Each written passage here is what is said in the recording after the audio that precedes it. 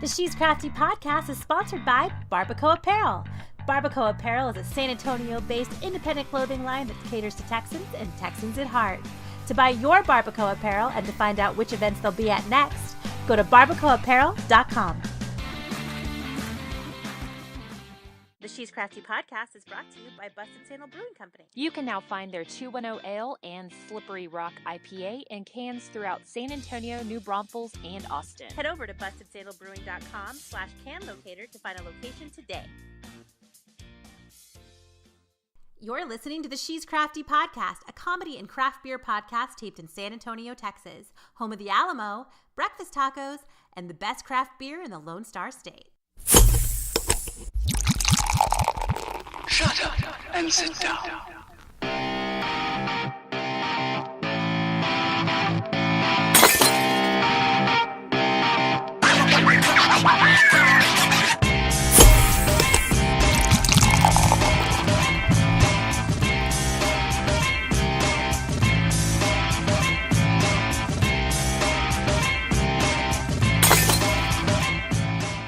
Okay, welcome to another episode of the She's Crafty podcast. I'm your host, Catherine Contreras, and I'm here with Eugene at the Homebrew Party store in San Antonio, Texas. Yes, awesome.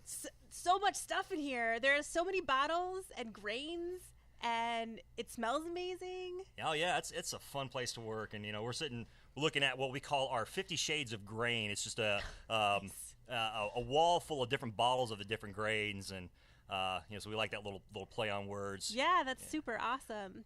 Gets a chuckle every time I teach a class. These grains, are these all for beer, or you can use them for different? Oh, well, yeah, they're pretty much for beer. And a lot of them are, they have different effects. So, okay. Real basic. You have your base malts like two-row, Maris Otter, just different types. That's where you get your fermentable sugars from. Okay. And then we have our specialty grains, or we like to call them special effects. So, like, say, for instance, Carapils. That's one that's useful for getting a nice foamy head on your beer. So if you want to enhance that quality to your beer, you add just a little bit of that. Don't really need a whole lot. Okay. There's chocolate malts and roasted malts to get roasty flavors and color. So you name it. There's just about anything you can think of. You can play around with that. We even have some malts like a honey malt, which actually has a honey flavor to it, nice. But it's not actually from real honey being added to it. It's just a natural part of the way that grain comes out. Super cool. Is that okay? So what is this? That is two-row. That's basically a malted barley, or basically a germinated barley. Okay. And that's a base malt. That's where we get a lot of our fermentability from. So when you look at a typical homebrew recipe that's all grain, you're going to have about maybe 10 pounds of base malt, and maybe at the most a pound or two, maybe even 3 of a mixture of different specialty malts. Okay. So they really don't play a big role, other than those special effects they bring into it. So you don't really need a lot. And this one is? Let's see, what is that? That is a sidulated malt. Acidulated. Okay, so what we find a lot of brewers will come in and do, especially ones that like to kind of fly by the seat of their pants, is they'll come in and we'll ask them, says, okay, well, do you know what you want? He's like, oh, not yet. I'm still working on my recipe right here. And they'll go in and they'll grab a few kernels of this one grain and a few kernels of the other, and they'll pop them in their mouth and chew them up and get an idea. And we encourage people to do that because that helps you form a recipe. In fact, if you want, that's why we had these out. I can taste them. Yeah, you can taste them. Okay, I'm going to taste the two-row. So it's got kind of a slight sweetness to it. It does. It's kind of oatmeal-y, maybe? Yeah, a little bit. And that's acidulated. Now, that's not one you probably want to have a whole handful. handful. That one's a little bit, like, sour? Exactly, yeah. The reason people might use that is to either artificially get some sour flavor into their beer, or if they need to alter the pH of their mash. Okay. But that's pretty high-end stuff. That's getting into, like, Brewing 301. Okay.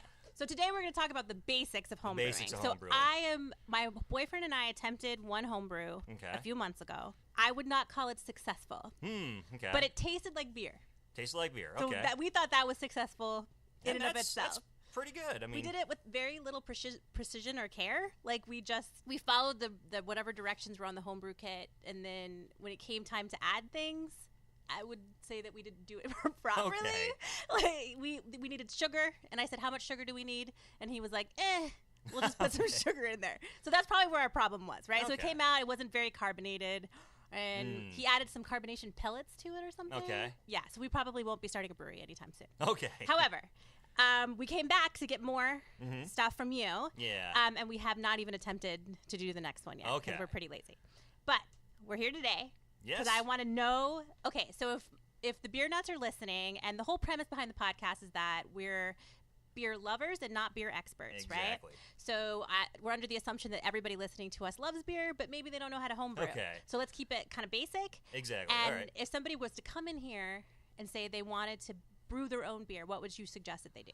Okay, so we got several ways for them to get started. We would start by getting them an equipment kit so that they have the fermenting buckets and all the the cappers, the brushes, tubes, and siphons and thermometers, all the little bits and bobs they would need. But the crucial bit is that food-safe fermenting bucket. Okay. And since most homebrew recipes and kits are geared toward 5 gallons, you really need something that's a good size.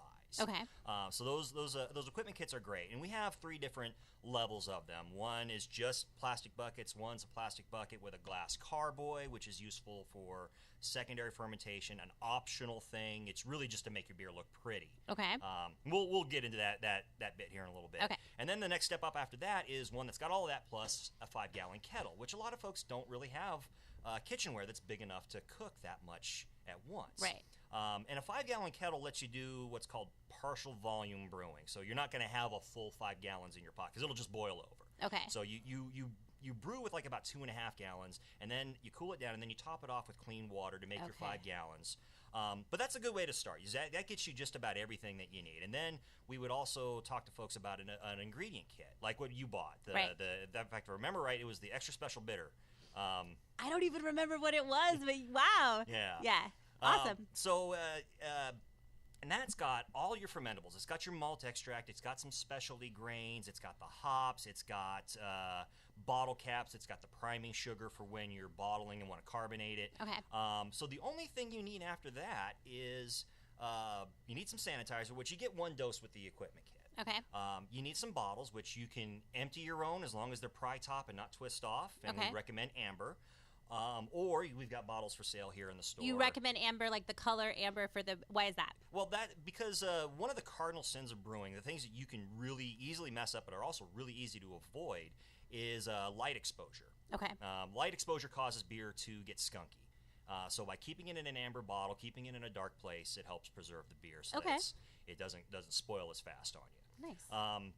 So that's why we recommend amber bottles. I mean, you can get away with clear containers as long as you keep them perfectly in the dark, and it's really what the brewer prefers. But the bottles we carry here are all amber. Okay. For beer. So then, you need bottles, and you need a heat source. Okay. So with the 5-gallon kettle you get with our kits, that's usually a good size to fit on someone's kitchen stove. But if you get anything bigger, like I don't know if you look behind us, we got those kettles up on our display. Right. Those are big 10-gallon kettles. Probably wouldn't fit on someone's stove. So in that case, if you have one of those, you might want to go outside on, say, like a turkey burner. And that's how I do mine. I love being outside brewing. Even if it's in the wintertime, I can stand around that warm kettle. And okay, well, that makes sense because I see a lot of my beer friends when they're brewing, and they're always outside. And I'm like, how come they're outside? And there's a couple advantages to that. Right. You get a lot more heat faster with an outdoor burner as opposed to a stovetop. It takes a little longer on the stovetop. Also, if you get a boil over, and it's in your driveway, you just hose your driveway down. If you get it on your stove and you're renting, you might not get your security deposit back. So, so things that are, it's just convenient and helpful, but there's nothing wrong with brewing indoors. For someone who wants to get started, maybe they've got a good-sized kettle, but they don't want to go into the expense of getting a burner. It's good, and I did my first batch on the stove. It was a 1-gallon kit, and I lucked out, did not get a boil over. That's really what you would need after getting the equipment and ingredient kits. You would just need something to put the beer in, something to cook the beer on. Okay. And then after that, you're off to the races. You're good to go. Exactly. Is there a certain kind of kit that's easier, going to come out better than others?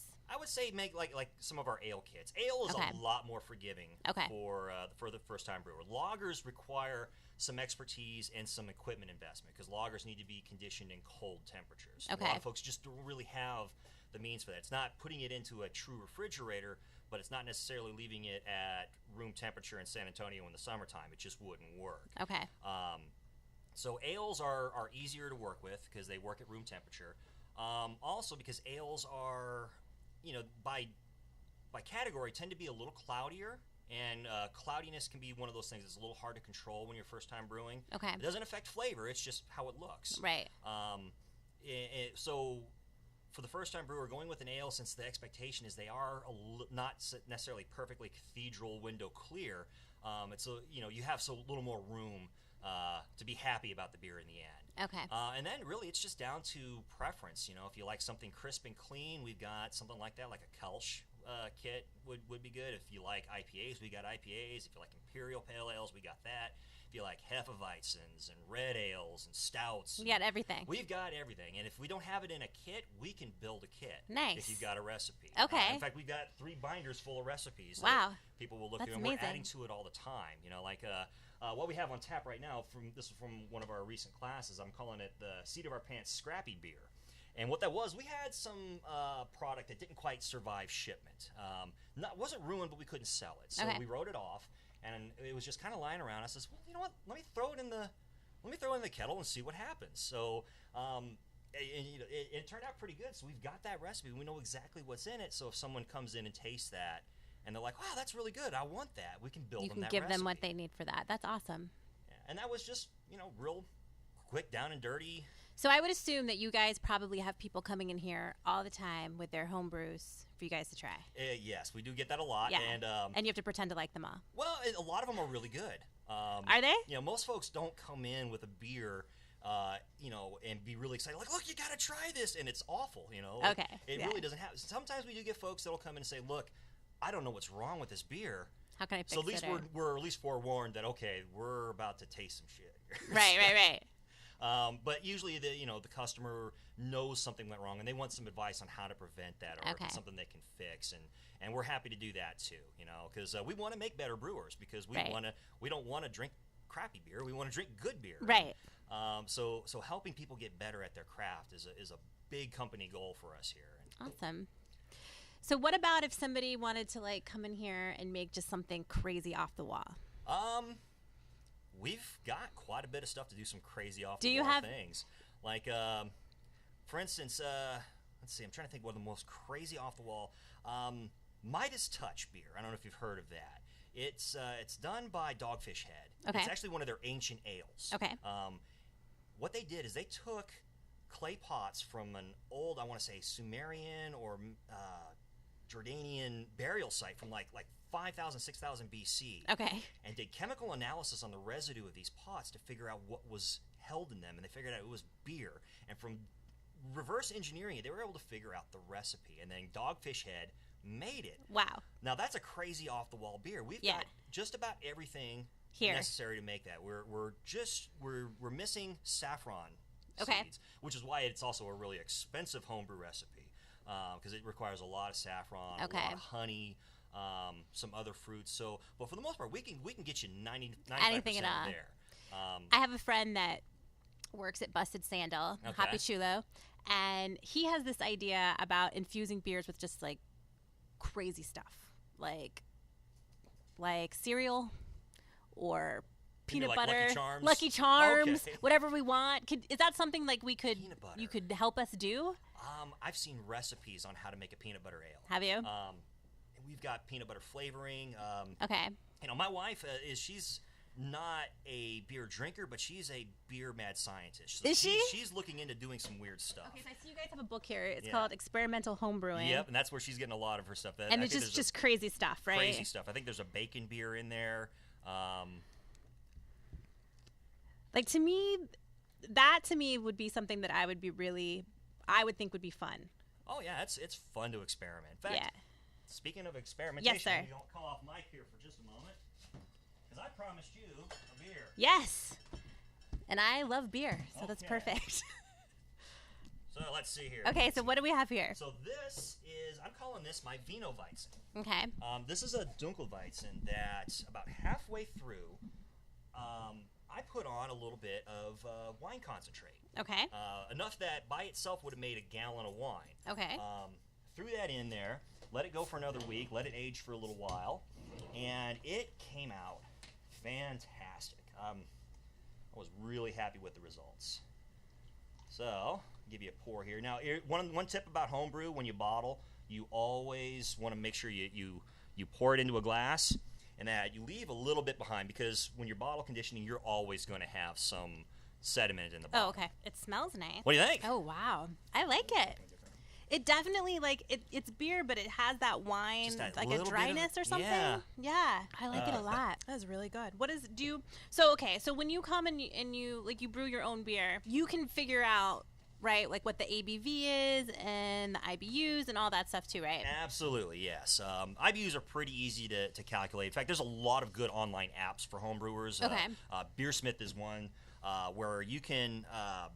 you can plug in anything, your grain bill, your water, what type of equipment you're using, how many steps you're going to do in the mash, or are you doing extract, what hops you're using, at what points, with what IBUs, and it'll or what alpha acids, and it'll tell you what the IBUs are at the final product. And, it'll tell you what to expect for your alcohol potential. So how much your starting gravity is going to be, how much your ending gravity is going to be. So those are all great things, and we teach people how to measure that. We sell hydrometers. They come with the kits, or you can buy them separate, and we teach them the method for taking a gravity reading before they put the yeast in, and then taking that same gravity reading at the end of the fermentation. And what you'll see is that it'll floats higher at the beginning, and it floats lower. And that difference, you can plug that in with a couple of online apps, or even just some hand math, and you can get a good approximation of what your ABV is going to be. Nice. Pretty simple stuff, and it's a lot of. I've tried to make some things that were really off the wall. I think the heaviest starting gravity I had it fermented all the way, would have given me about an 8 ABV, which is the strongest I've ever attempted, but not anywhere near the most heavy, the biggest beer I've seen a recipe for. So like your barley wines and imperial IPAs, those are off the wall, heavy beers. Right. So yeah, it's you've got all the we got all the tools here for doing that, and we'll sit and we'll workshop with people, right as they walk through the door. We also offer classes. Right. So when people come and sign up for a class, what do they get with the class? So what they get, we do them on the first and third Sunday of every month. At this location, second and fourth Sunday at the other location on Bandera and Judson. Naco and Judson. Gosh, I don't. It's been a day. Yeah, that's what I'm here for. So and they start at 1. They last about 4 hours. Okay. What we do is we'll actually brew a batch of beer. In fact, we instructors like to not even touch anything. We'll set it up. And then when the students get here, we'll say, okay, well, you guys are going to be doing this because you paid for it, and we already know how to brew beer, but we're here to help you guys. So we'll be here to coach you, direct things. If anything goes really, really wrong, we'll help jump in. But for the most part, it's pretty easy to pick up. And then so they'll actually brew a batch of beer. We'll talk about a lot of beer issues. We'll talk about different things they can do, because we'll be following one recipe, but there might be some other recipe kind of tips for different types of beers we can talk about. Okay. It's kind of a rule when you're brewing beer that you should be enjoying beer. So we have chance to. So they drink too. Yeah, so they get to have some beer. Now we obviously we want to be responsible with it, but. Just kidding. I'm kidding. Be responsible, beer nut. So, okay, that sounds like lots of fun. Oh, it's a blast, and I love doing it. I love teaching it. Steven here, he's my partner in crime. He teaches as well. Yeah, pull up here, Steven. How are you? Folks. I'm doing pretty well. Steven works here as well at the Homebrew Party store, which it's Homebrew Party. Mm-hmm. So it's party, right? Yep. Okay, just checking. Actually, I think from what I'm told, the way we got the name is one of our early services that we offered we would actually come to a location. You would hire us out, and we would actually throw a homebrew party where we're demonstrating. That'd be an awesome party. And we still do. We still do. It's just we haven't had a lot of takers on it. That in my memory. I don't think people probably don't know what's happening. Yeah. That's awesome. But and we've come close to getting ready to do that with for some wine. I think we had a wine party that was in the works, and not sure what happened with that, but yeah, it. And that I would love to do that. I think that would be so much fun. That sounds super cool. Be at a location where people have their guests there, and we're able to workshop and kind of put on a little show. And so do you guys have any good stories about just crazy homebrew things? Just I've got crazy, a story. like I mean, girls I gone wouldn't wild say it's a home good brewing. story, Oh. but my boss. I'm gonna get this a little closer. Sorry. That's okay. Can you hear me better? Yeah. Okay. So my boss, John, he asked me to brew several beers for the other store over in Nacogdoches. And so we have this new system called the Ruby Street. Okay. And it was it's like this big 3-boiler system. It is huge and it's super intense. It's sexy. It's a Cadillac brewing it's system. sexy. It really is. And so this was like one of the first times I actually got to start using it. And he's like, "Hey, we're out of beer. Come brew for us." I'm like, "All right, I've done several batches, so I'll go do that." And so it was one of those things that at every single step something went wrong. So I had 2 10-gallon batches going at once, and usually when you throw in the hops, with all those alpha acids, your beer, your wort gets a lot foamy. So you really have to worry about the boilovers. I haven't even gotten to that point yet. I walk away for 1 minute just to get another beer, and both 10-gallon batches are boiling over. So there's sticky stuff all over the ground, all over this beautiful Brand new Ruby Street brand system. new. I go to get some other ingredients. There's different malts where you can get your sugars from fermenting, or for your fermenting. And so we have a liquid malt. And liquid malt's kind of tricky to work with because it's like a molasses. And so since it's 2 batches, I put 1 batch in 1 bag. And as I go to fill up the other bag, I turn around and that bag is now leaking. So there's this molasses syrup all over the counter and dripping onto the carpet. It wasn't even it wasn't tile, it was carpet. I think I remember that because I was out at that same store because sometimes we work back and forth in different locations, and I tried to seal up a bag to make some extract syrup, and someone had done something with the heat sealer settings. So I go to lift the bag up out of the tub, and just completely opens up, and I'm like, son of a... Oh my gosh. Yeah. And a full day of just rights and wrongs. The boil didn't get hot enough, and then on the other one it got too hot, so some of the grains were scorched. And at the end of the day, I'm like, it took a lot longer than the average 4 hours that it usually takes.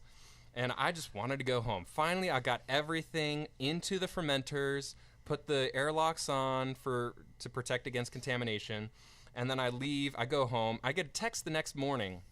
One of the fermenters, the lid blew off, and there's krausen on the ceiling. Oh my gosh, the it's like Breaking Bad. The airlock shot under the fridge, because you have so much buildup. The airlock shot under the fridge. They can't even find the rest of the pieces, and I get that text, and I'm like, oh my God, can anything go right with these batches?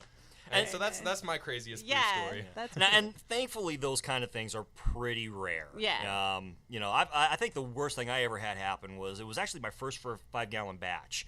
I'd done a couple 1-gallon batches, kind of dipped my toe in, and I just started working here too. So it's a nice, beautiful summer day. I hadn't started school yet, and I just retired from the Air Force. So I had a lot of time on my hands. So I was having a lot of fun with it. I was live posting on Facebook about it, and then I broke a float thermometer in my wort using a glass thermometer to stir things, which is a big no-no. You don't do that. And some of the steel shot that helps make that thing float and stay upright had fallen out, and I had little bits of glass chunks in the beer. Yeah. Thankfully, the liquid in the thermometer didn't leak out, but if it had, those thermometers actually they're not mercury, it's alcohol. Okay. So it's safe if it leaks into the beer, but I had to filter that thing like 5 times before just to make sure that. And the thing is, I'm live updating this on Facebook. Well, guess who I'm friends with on Facebook? My boss, and she puts an LOL comment on it. I'm like, oh no, my boss at the homebrew store saw me make a rookie mistake. That's funny. And she's like, that's okay, because at least you didn't blow up a carboy in your daughter's closet like John did. I've heard of that happening before. I've heard of people blowing up like their closets. And, Well, not like vicious fiery explosions, but things, either lids will pop off and foamy beer will just go everywhere, or a glass will actually shatter. Bottles of beer, if you overdose them with sugar and too much temperature, you can get bottle bombs. And but all those things are they've happened enough that we know about them. We know how to advise people how to avoid those, and it's pretty simple to avoid them. I started off. I was talking about what I call the cardinal sins of brewing, and I was talking about light control, keeping it in the dark. One of the other ones is sanitation. So keeping everything clean.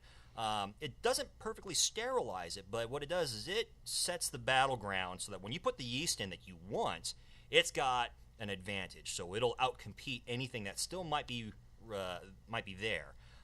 If you're not doing that, then those wild bacteria and yeast, which can go out of control and cause gushers and explosions, can get in there and wreak havoc. So, but it's really easy to do because we sell the sanitizer for it. You just mix some up and you just make sure anything that touches your beer after you're boiling is sanitized. And I just want to throw out there for the newer beginners, do not use like Clorox or chlorine-based sanitizers. Chlorine is poison to your beers. I mean, you could get away with... you do have to do like the triple rinse, the scientific, all that, super rinsing, all that. But it's so much easier just to go with your brewing sanitizer, your health-based sanitizer. One of the sanitizers that I personally like to use is called Star San. And there's several other options out there. But just please, please, please avoid using chlorine. I think we've gotten that tip before, too, for like cleaning your glasses, right? You're not supposed to use anything that... Is that true? Well, your drinking vessels, glasses, mugs, things like that, I mean, they can go through a normal dishwasher cycle. They should be fine.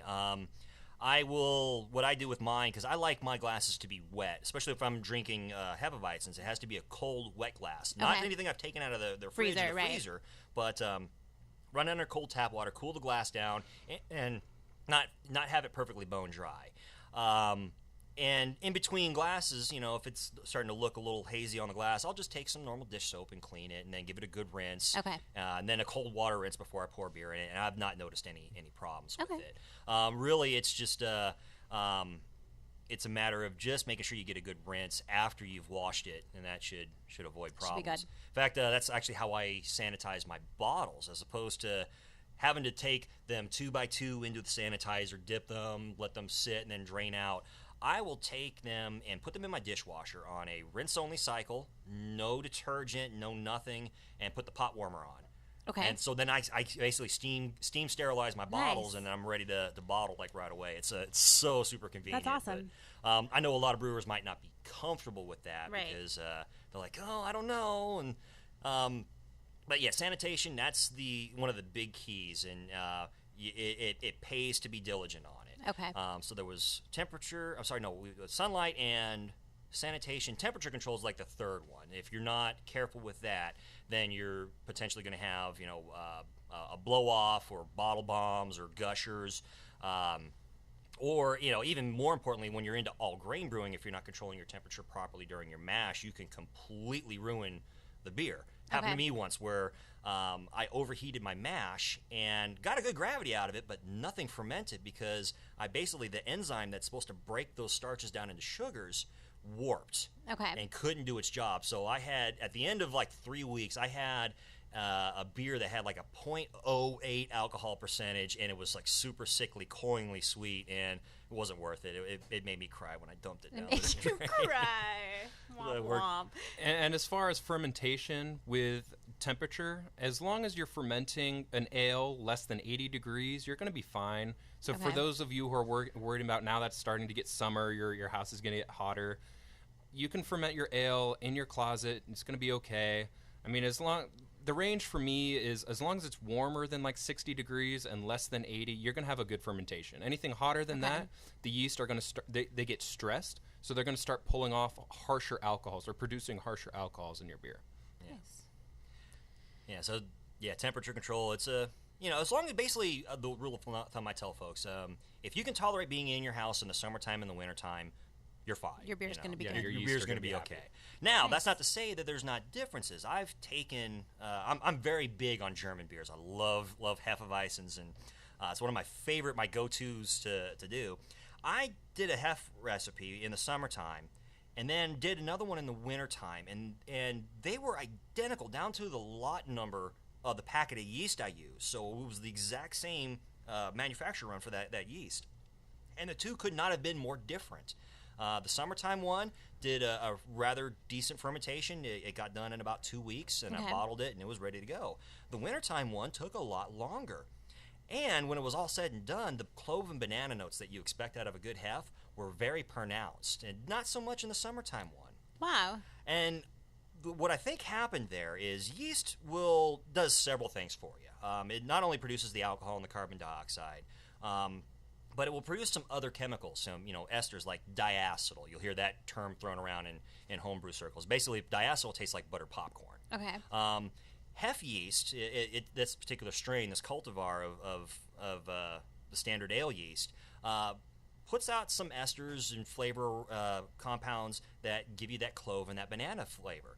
But what yeast will do is after they're done fermenting, if they're active enough, they'll go back and clean up a lot of these byproducts. Okay. So sometimes when you get that buttery popcorn flavor in your beer, just let it sit for a little longer. Okay. And then that oftentimes will clean up. So what I think happened was the summertime beer was so active, it cleaned up a lot of the clove and banana notes, whereas the wintertime beer, it got lazy and tired, which is exactly what I wanted. Right, and you got more of that. So, but even then, just because they were different and I particularly liked that clove and banana note, it doesn't mean that the summertime hef was bad.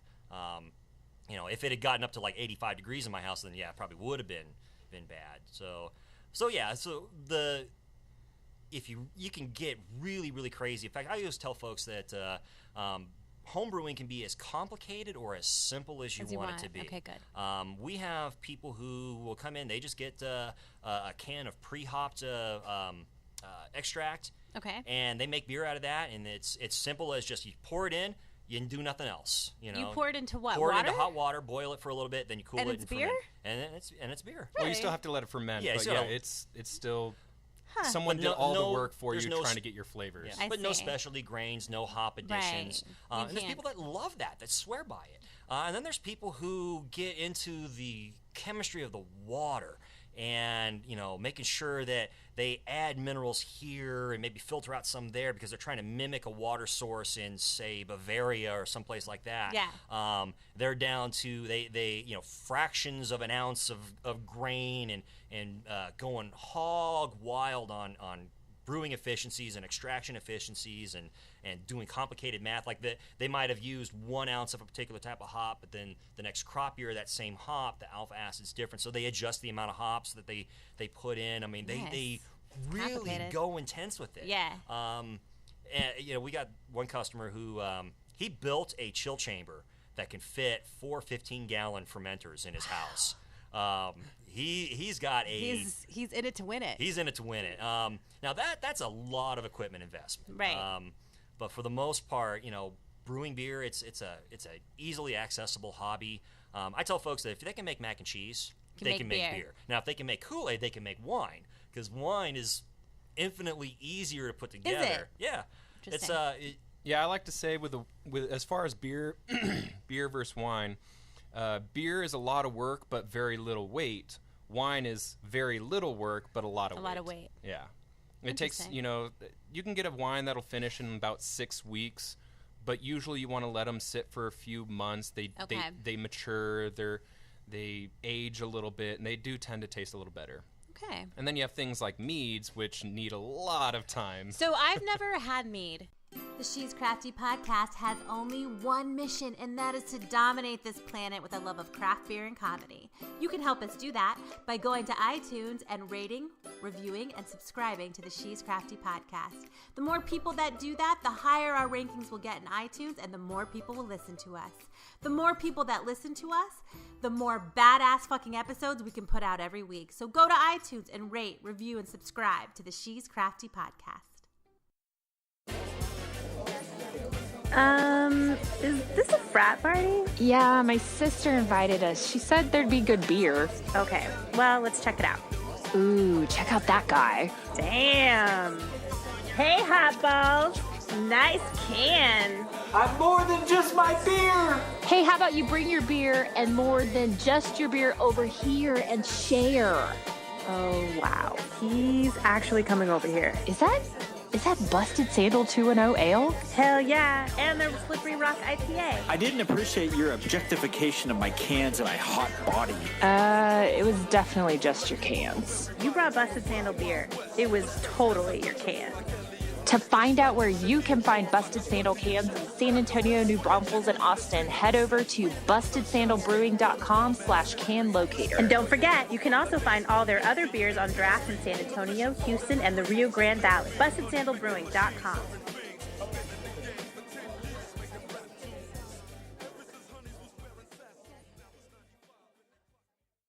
But we just did a mead episode on, I do another show called, oh my God, you have some? Yep. We do another show called Liquid Lunch. It's a live craft beer show that I do with my friend Josh Stewart of Interbrews. And we had somebody on who makes mead, and I didn't even know it's made from honey, right? Yeah. Mead is basically just fermented honey. And so I felt it falls under the wine category. I felt so silly because I'm like the number, oh my gosh, it smells boozy. Is it boozy or? I don't know that one, but I have a lot more information on this one. It's got that one's got kind of an apple taste. Yeah, to me. this is what I'll tell you what's dangerous about this. This is really easy to drink. Yeah, that's dangerous. What is this one? Okay, so that's also mead. That's a mead that I made. Okay. That's been aging for 10 months before I even really started. Oh my gosh. I watch Game of Thrones, so I get a little nerdy sometimes. Oh my gosh. Well, if you listen to this podcast, you know that I am knees deep into Game of Thrones. Okay, so I brewed this specifically for the premiere of Game of Thrones. What? And so I had a party with a bunch of other nerdy friends, and we watched Game of Thrones, and we went through, I want to say, like 6 of these bottles. And so now that after you tasted it, it's 18.5%. I mean, it's a little warm. It's a little warm in my chest. Yeah.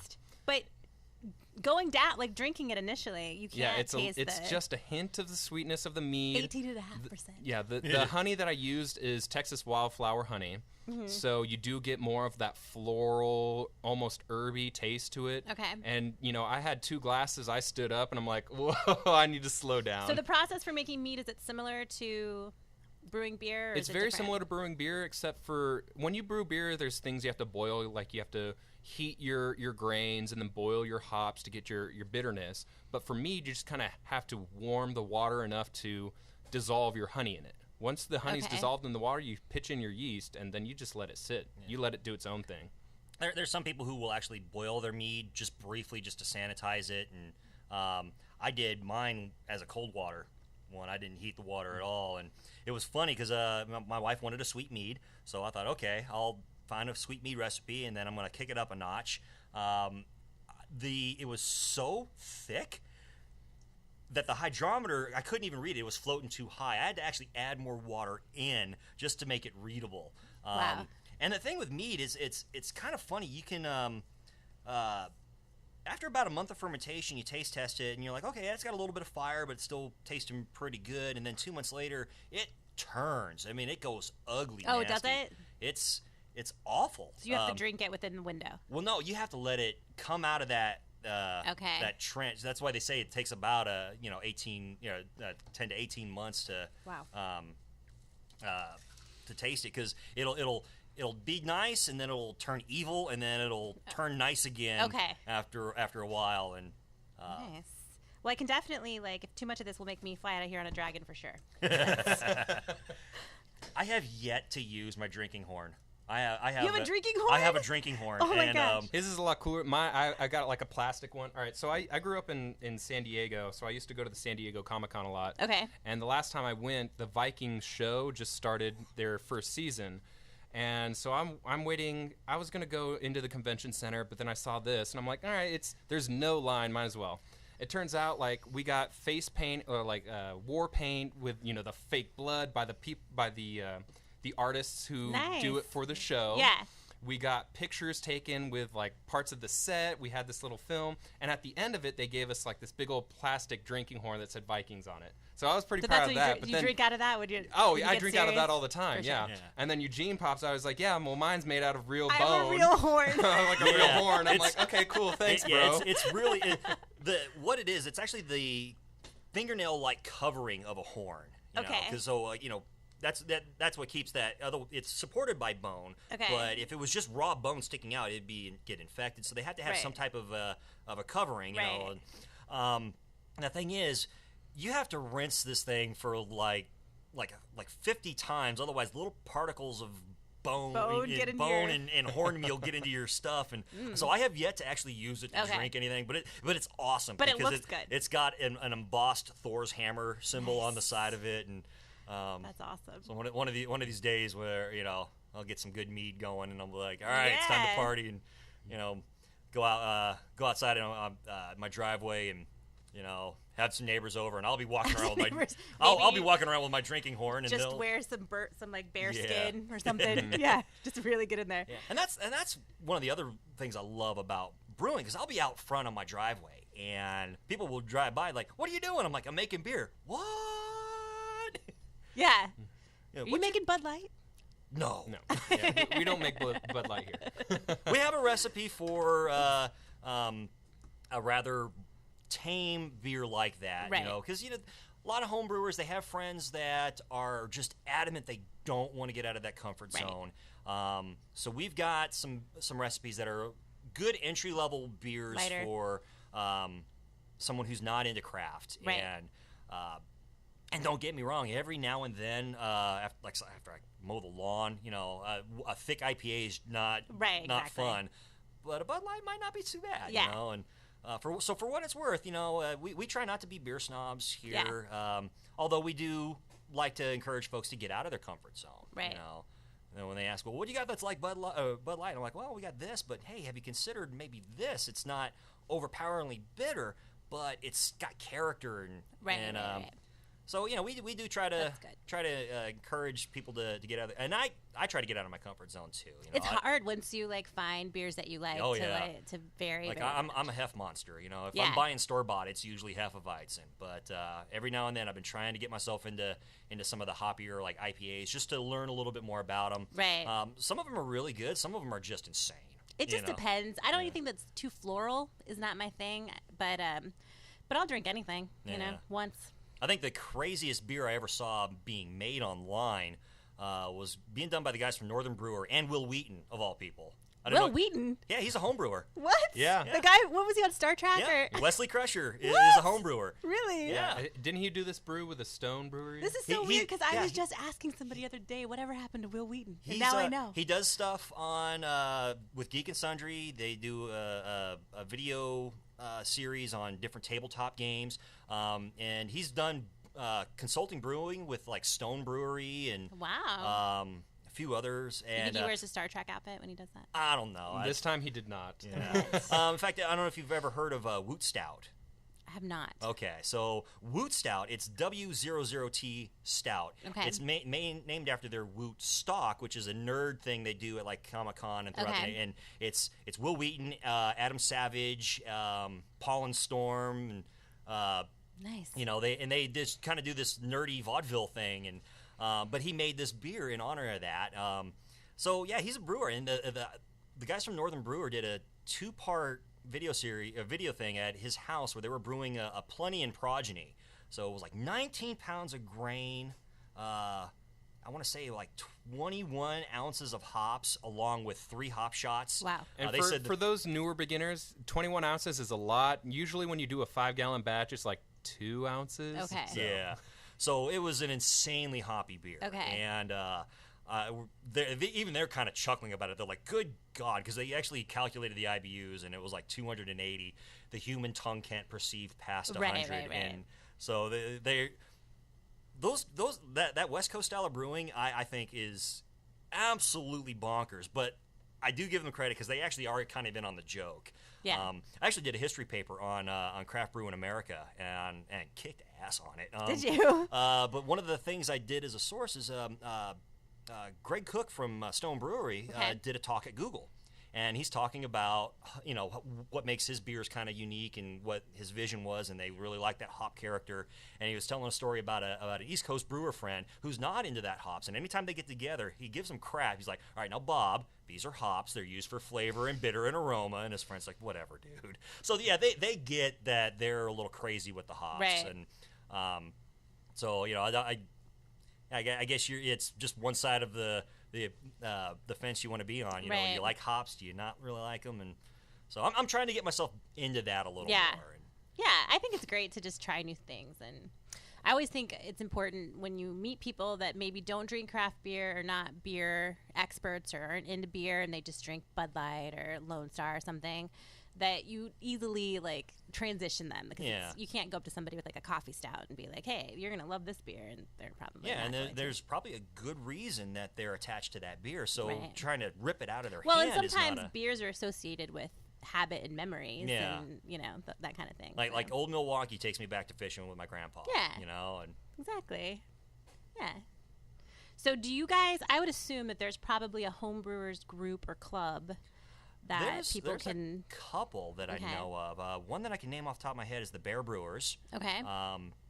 Don't really know a lot about them. I mean, I've seen their members come in and get stuff, and we've chatted a little bit, but I'm not really super familiar with the brewing club scene. Okay. Other than just from interacting with them as customers. Right. Me, I kind of like doing my own thing. You like doing it on your own. I don't know. Do you know of any? Or no, I was going to say the Bear Brewers also. As far as countrywide, there's the American Homebrew Association. Okay. They're the largest. I think they're the largest, and they do a lot of homebrew competitions. I want to say like last year they had thousands upon thousands who went together, and everyone's just sharing their home brews. Nice.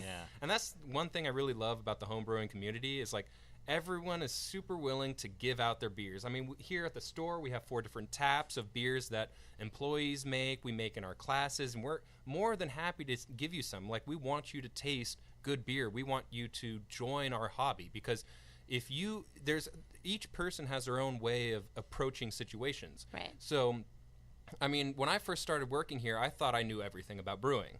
But actually, like, getting to talk to other people, I'm like, wow, I actually don't know anything. Yeah. And so when you talk to the other brewers, they will come up with an answer to a question that you didn't even know you had, or they'll just give off better methods of brewing. And you're like, I'm going to have to do that from now on, because that's just, more efficient. Nice. Yeah, I'm trying to think what... I blew your mind with that modified Kreuzen technique. I was gonna just about bring that up, but I don't know how complicated we want to do. Okay, so this is a risky and fairly advanced way of bottle conditioning a beer. If you're big into that German aesthetic, the Reinheitsgebot, the idea of putting corn sugar into your beer to carbonate it makes your skin crawl, because that breaks the rule. You're not supposed to put corn products or sugars into German beers. So I was trying to figure out a way to do that, and I found a method where before you put your yeast in your wort, you withdraw a portion of it and you keep it refrigerated, and then you add it back in at the end. Okay. Which is great, and it worked a couple times, but it's also really risky because you could overpitch. You can you got to do a lot of math. You got to check the gravity and then make a measurement and then remeasure it at the end because you might not have the same volume. I mean, really complicated.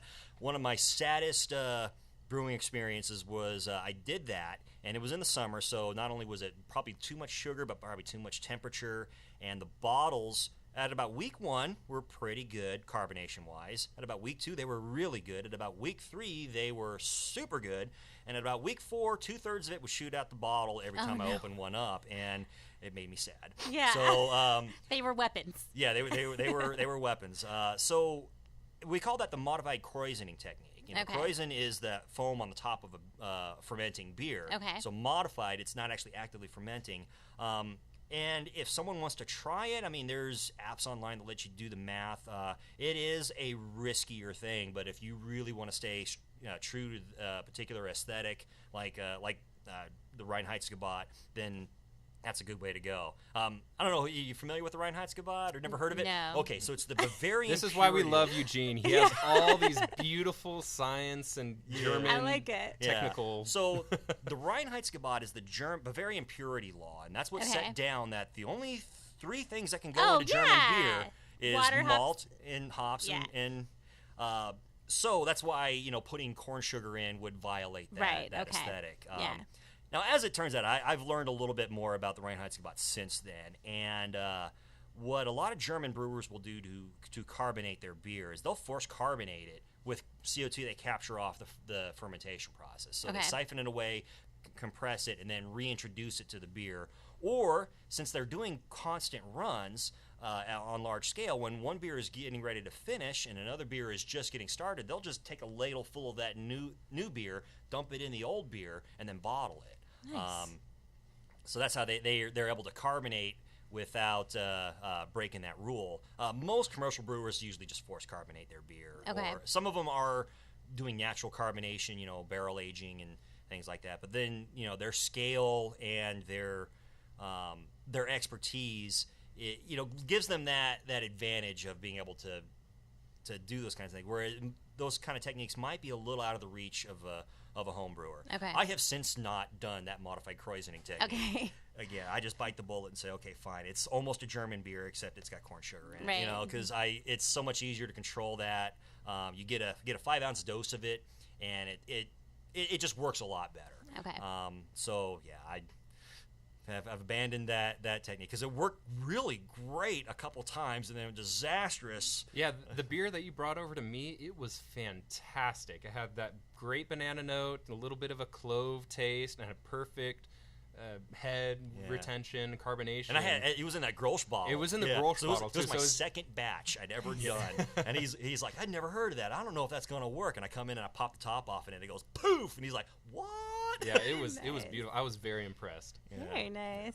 But again, that for the beginning listener out there, that is a tricky method. We don't recommend it at first until if you want to try it, get a few beers under your belt before you. I'm an experienced brewer, and I just stick to kegging. Yeah. Yeah, I've got to save up my money and start getting into kegging because that's there's so many different ways you can store your beer. Bottles is kind of the entry level way because it takes the least amount of money, equipment investment, but it's tedious because it's bottle after bottle. A 5-gallon batch of beer will, if you got every single drop of beer out of that, that's a bottle shy of 9 6-packs. Wow. So that's a lot of bottling. It usually works out to about 8 6-packs. Okay. Whereas a keg, you just do one siphon into the keg, and you Right. seal it up, and then you put the CO2 on it, and you shake the crap out of it till it stops bubbling, and then you let it sit for a day, and you're drinking beer. Nice. Whereas with the bottles, you go through all that mess of capping them down and filling them up, and then you sit them in a cold, dark place for 2 weeks, and then you're drinking beer. So, yeah, one of these days I'll get there. I know you will. I got to save up my money. So do you guys sell the kegs here that people can? Yeah, we've got they're interested in that. The typical keg that a home brewer will use is actually a refurbished soda keg. Okay. Let's see, what the ball locks, those are Pepsi. Yeah. Okay. Pepsi kegs. And That's the interesting. Pin locks are Coca-Cola kegs. Okay. The pin locks are starting to go extinct because Coca-Cola doesn't use them anymore. Okay. But they're nice because, you pop the lid off, you depressurize and pop the lid off, you can get an arm all the way down into it to clean it, and it's really easy to service. You can take, if you need to take a post off and replace it, it's really easy to get into all the little nooks and crannies where you need to unscrew it. Whereas with a commercial keg, a Sankey keg, you need specialized equipment to be able to even open those up. Okay. And quite often, those kegs are not yours. You just are borrowing the vessel you have to return it. They actually belong to the brewery. Okay. So even if you have the equipment, it's oftentimes illegal to do anything to them. Okay. Whereas these Cornelius kegs, are much easier to deal with. They're perfectly legal to own, and it's not dangerous to mess with them. Nice. Very nice. And we teach people how to keg too, and we've got all the stuff for if you bought yourself a used refrigerator on Craigslist and you wanted to convert it into a kegerator, we can show you how. What? We just can't drill holes in your refrigerator. Okay. But you can tell somebody how to do it. We can tell you where to put the hole. Where to put them. Yeah. That's amazing. In fact, that's how we did our kegerator here. That's This is really just an cool. old refrigerator that we put 4 taps on. Very and nice. Wow. That's amazing to me. Just right there in your house. Pouring beer. Yeah, one of these days. Well, everybody's got to have something. My wife says I need to buy a new kitchen refrigerator before I can do that. Before you can do it to the old one, yeah. Because we got a French door refrigerator that it's awful. Yeah. It's too narrow on either side to really do anything with it, but it would make a pretty kegerator because it's a stainless steel front finish. Yeah. And, oh yes. Nice. But I got to get a new kitchen fridge before I can do that, and then we can move that into the garage and. Then you're ready to go. I'm ready you're ready to party. Yeah. Good thing for me. I live alone, so my entire kitchen is my brew lab. I don't have to worry That's about. awesome. I don't have to worry about a wife to answer to. Yeah, that's perfect. Well, that's my wife's perfect. a brewer, so it's. works out. Yeah. Yeah. In fact, sometimes we're competing for fermenter space. You know, it's Nice. I'm like trying to move a bucket, and I'm like, your meat is in the way. Very nice. I feel like I think I'm gonna try to make some mead. It sounds like it. Yeah, it's pretty easy. Is it? Wild and crazy story. So you've heard this one. Yeah.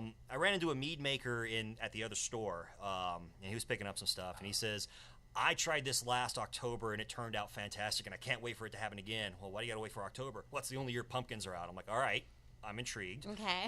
So here's what he did. He took a really big pumpkin, cut it open, gutted it, and threw the mead must in there and fermented it in that pumpkin. You know, put the lid back on it. It's not a perfect seal, but it had enough vigorous activity to push things out. And then he said he let it go until it started to seep through the skin of the pumpkin. Then he drained it off, cut the pumpkin up, threw that in there, and let it sit for 9 months, and it made an amazing pumpkin mead. So that's amazing. That's a kind of a crazy little mad scientist experiment I definitely want to try. That sounds super cool. So you could probably put anything in there, right? Oh, yeah. Yeah. In fact, doing a mead, it's really helpful to actually put other stuff in. Okay. A pure honey mead requires a lot of attention at first. You know, you have to give it some yeast nutrient and energizer, because honey, it's got the sugars, but it has nothing else that the yeast needs. Okay. Whereas if you do, say, a Pimot or a Sicer or a Melomel, which are all different types of mead that have different types of fruit in them. Okay. Those fruits bring those nutrients to the fight and help the yeast do their job without you having to disturb it. Okay. Pimot is kind of a hybrid of grape wine and mead. My wife's got one of those going at home, and we tasted it and like, wow, that's gonna be good. And wow, that's amazing. Yeah. So do you guys ever do bottle shares here, of like homebrew bottle shares? No, not necessarily. Well, you mean like when people bring in and just kind of like you have a bunch of people, come in and taste everybody's stuff. The last time we did anything close to that was like our wine contest. Okay. But that, you know what? Actually, that'd be kind of a neat thing to Yeah, to do. I love bottle shares. When we first started this podcast, it takes a little while to get acclimated to the beer community. Yeah. I love them now, and I'm in it. But my first bottle share was super intimidating. Like you walk in, it's just like huge sausage fest, guys everywhere, bottles everywhere, and I was like, oh my gosh, I don't know how this works. What's the how do you ask to try somebody's beer? But I think it'd be cool, to have people bring in different bottles. And let me. I'll run that up, because I think that'd be great. You know, because we have brewing contests, but I think it would just be kind of neat to have a meetup where customers say, okay, well, I have this really nice thing that I like. Hey, try it. And wow. You've given us an idea. Awesome. Well, if you guys do it, let me know, and I can come and maybe podcast it, and we can get some good stuff out of it. Yeah. Perfect. Is there anything else that you wanted to? No, not really. I mean, I think did we cover it all? We covered quite a bit. Awesome. I know we mentioned a couple times the difference between extract brewing and all grain brewing. Right. I think that's probably one thing I wanted to come back to, and I kept forgetting about it. Sure. So, extract brewing is essentially somebody took grains, put them in hot water, made a wort, and then concentrated that wort down into a syrup or evaporated it into a powder that the home brewer then reconstitutes, and they're off to the races. Then they're boiling and putting in their hops. And all grain brewing is you skip that middleman, you're building the wort yourself, but once you get to boiling, all brewing is pretty much the same. Okay. And it used to be extract brewing was kind of frowned upon because extracts weren't all that great. They weren't well crafted. So early in home brewing history, extract brews were kind of poo-pooed. Okay. But nowadays, the extracts are incredible. We've done side-by-sides of where it's the exact same recipe except for all grain versus extract, and brewed them at the same time. We noticed that the extract brews come out a little darker in color, have a little bit more of a caramel note to them, but neither is an inferior beer from the other. Nice. So if you hear people out there that say, "Oh, you're not really a brewer until you're all grain brewing," tell them to, go soak take their a head. walk. Go take a walk, because I have had amazing, mind-blowing extract beers, and I've also tasted all grain beers that kind of were duds. You know, Okay. You will see more brewing competitions won by all grain brewers, but that's usually because by the time you get into all grain, you've gotten some brewing experience under your belt and you've learned a thing or two. But nothing says that an extract brew can't be amazing, and that it can't be customized and can't be manipulated and made fantastic. I go back and forth. It just depends on how much time on my brew day do I have. Right. So yeah, that's the thing I wanted to put out there is extract brewing. It's a great way to get started, and you can stay there and still make amazing beers, or you can step into all grain and start learning a little bit more about the science and make some fantastic beers too. Awesome. That's good. That's a great takeaway. So if you live here in the San Antonio area, we do have 2 locations. We have one here where we're at right now is the Bandera store. We do have another store over in Nacogdoches. Feel free to follow us on Facebook. We have a YouTube page where we talk about different methods of brewing or other ingredients and explain them. Just Homebrew Party. So Are you guys on Instagram or Twitter? Do you know? I think we had a Twitter. I don't know if we follow it too much, but our main method is Facebook. Social media and then is do you Facebook guys have and YouTube. a website as well? Our website's under construction at the moment. Okay, that's fine. Yeah, we're starting to try to get a little bit more tech. Our website looks like the 1990s. So I feel like, is this the only homebrew store in San Antonio, or is there our 2 locations? I think we are the only remaining homebrew stores. There used to be a handful. The second to last homebrew store, they just closed out a few months ago. Okay. So we're the only ones remaining in San Antonio. I would like to think that we have better customer service. And that's why. Yeah. Nice. Okay, great. Perfect. Thank you guys so much. Thank Eugene you. and Stepen. Yeah. Thanks for being on the She's Crafty podcast. Awesome. Awesome. Thank you guys. That's it for another episode. I hope you fucking enjoyed it. Do me a favor, go to Twitter and Instagram and follow us at She's Crafty Pod.